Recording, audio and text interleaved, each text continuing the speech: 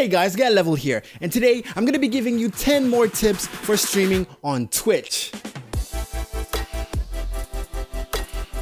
I do have to talk about something right before we start. I'm not gonna ask you to sub before you watch the video, but if you're already sub, know that YouTube has problems with notifications right now, so you have to kind of click the bell to ensure that you get notifications. And if you're new here, well, watch the video, and if you're interested, well, subscribe. So today's tips are going to be mostly focused on that first impression. I do a show called Stream Review where I basically give you guys my first impression about your live streams. It happens every Friday, 9 p.m. CET on my Twitch channel. So I decided to make this video because there's a lot of reoccurring mistakes that I see, and hopefully this video will help you not make those mistakes if you're just starting. Okay, tip number 1, color scheme. I have a whole video on this subject, but the color scheme is really important. What is the color scheme? Is basically how all of your graphic designs will match each other, so everyone can feel like there is a uniform style to your Twitch channel, so that your banner, your avatar, your offline image, and your panels all match the same graphic design style and preferably have the same colors. This is probably the most important part when it comes to branding your content, because if you think of your favorite creators, you will automatically know which colors go with their content, right? Tip number 2 is visibility and how clean your graphic design is actually going to be. On your offline image, for example, the biggest word should be offline, and everything after that is less important information. So it has to be small enough but concise. Don't write a paragraph on your offline image. You can have the word offline big, and then underneath you can point to social media. If you're gonna point to social media, the icons are enough. People recognize the Twitter icon, people recognize the Facebook, the Instagram. You don't have to put twitter.com/ and then your handle. I've seen people put their schedule in their offline image, and that's completely fine. What you have to do is make it simple.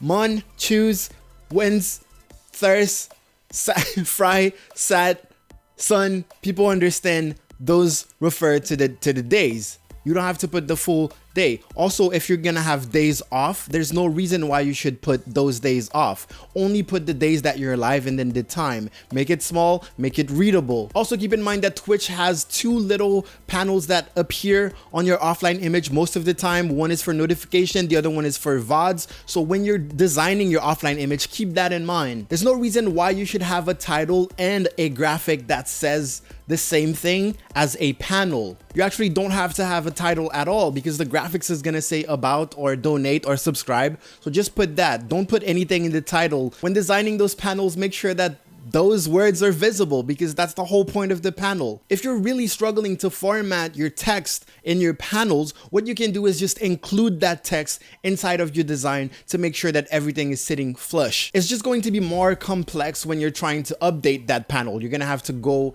and change the image every single time. But if you don't want to do that, or you just don't have access to an editing software, what you can do is read that markdown page about Twitch. You can really format your paragraphs to look really good. So learn that stuff, and you can make links clickable. You can type in bold and italic, everything. As I often repeat during stream review, most people will read from left to right, from top to bottom. So the top left corner should have your most important panel, and that's the about panel. Because while you're offline, the most important thing that people want to know is more about you before they subscribe, before they donate, before they join your social media. Now, for the sake of clarity, I've seen people present themselves like it was a form that they were filling out, like name this, country this.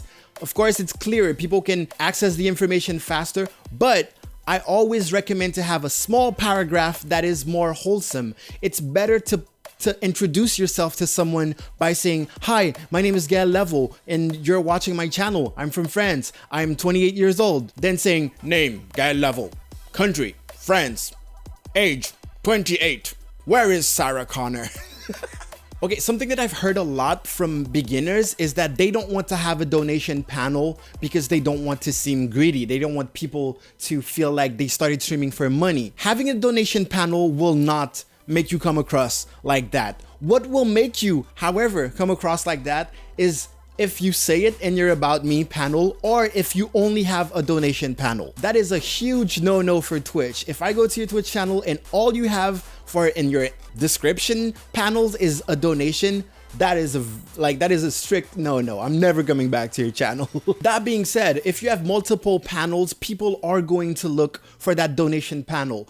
Donating is part of the viewer experience on Twitch, and you not having a donation panel makes your stream actually less complete than most streams on Twitch. Viewers enjoy donating, triggering alerts, and watching your reaction. That's part of the Twitch experience. So please put up that donation panel. Another thing about paragraphs, do not write a bunch of text. This is the internet.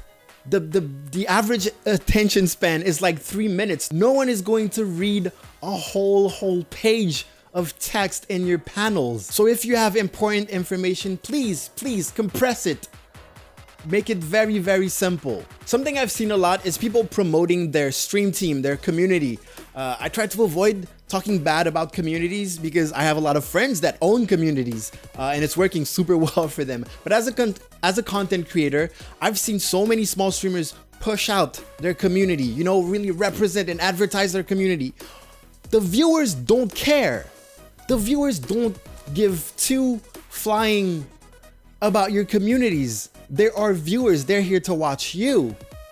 I've seen streamers that have community panels and don't even have an About Me panel. Your goal on Twitch is to have more viewers, right? Most people stream on Twitch to have viewers. The viewers are not streamers. They're not interested in a stream team or a community or whatever it is. I'm not saying don't put it out there, but like choose your priorities. Have that About Me panel first. And then maybe if I scroll down, I might learn about your community if I'm also a streamer. But there are more viewers than actually, no, there are more streamers than viewers. But still, presenting your audience with things they don't care about just feels like spam and a waste of placement, basically. It's a waste of space. You don't want to do that. The most common thing for someone who clicked on your channel while you were offline is, of course, watching that first page, but we covered that already. Then they're gonna click on that video tab. This is where your VODs are. So first of all, there's a new feature on Twitch where you can kind of customize this part of your Twitch channel. But basically what I would suggest is have your past broadcast on top of there, because most people click on that video tab to watch past broadcasts. They didn't click there to see clips. They didn't necessarily click there to see highlights. It's mostly past broadcasts. So make sure that is the first row. If they want to see clips, they can click on the clips tab. That's how it works. I don't know why Twitch even gave that option. It's not even really customizable because you can't get rid of anything. Anyways, that being said, if you don't have past broadcast activated yet, what are you waiting for? I have a video on that. Also, it's very simple. You go to channel dashboard, setting, activate past broadcast. Now the tip here is when you are streaming, you need to think of your VODs. Because most people stream and they're thinking, hey, there's no one in chat right now. I don't need to talk. It's fine if the stream is boring because my viewer count is at 0. And then everyone else who clicks on your link while you're offline and they want to check out, what is this guy's stream like, you know? And they click on video tab and then they click and it's the most boring stream they've ever seen. They're never coming back. So keep that VOD in mind. If your stream crashes and it goes back up, make sure to explain, oh, okay, I'm sorry guys, apparently the stream crashed, but we're starting over again. Hi, my name is this. We're playing this today, and this is what we're gonna be doing during the rest of the stream. And then you continue stream. That means that me, if I click on your VOD while you're offline, I can immediately understand what's happening. Because I've seen so many VODs where you click on the VOD and it's just someone being completely lost for the first 5 minutes, or it just starts in the middle of a game and you have no idea,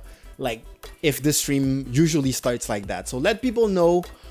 Small things that you can do while you're streaming to make your VODs look better, basically. Talking about announcing your intro, something that is very recurring recently has been people playing copyrighted music during their intro. I don't mind you playing copyrighted music. No one minds, really. You know, during the stream, it's fine. But the problem when you do it in the beginning of the stream is that most people have a starting soon screen, right? And then when they switch from that starting soon screen to the actual stream, this is their chance to hype up everyone else and to do that big presentation like it was their own TV show. No, like What's up guys, how's it going? My name is Get Level, welcome to my stream.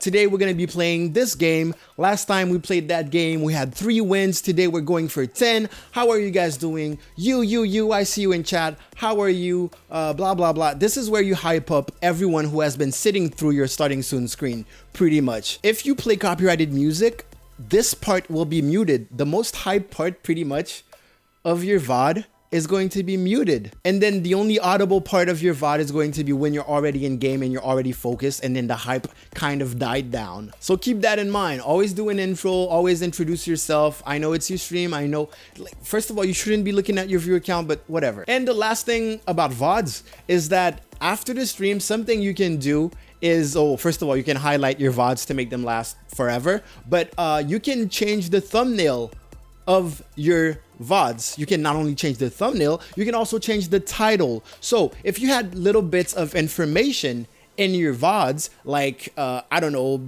in parentheses English, in parentheses PC, in parentheses this and that, what you can do is get rid of that once you're done streaming so that your title stays clean. And if someone goes to your video tab, they can get a title that maybe represents what happened during the VOD.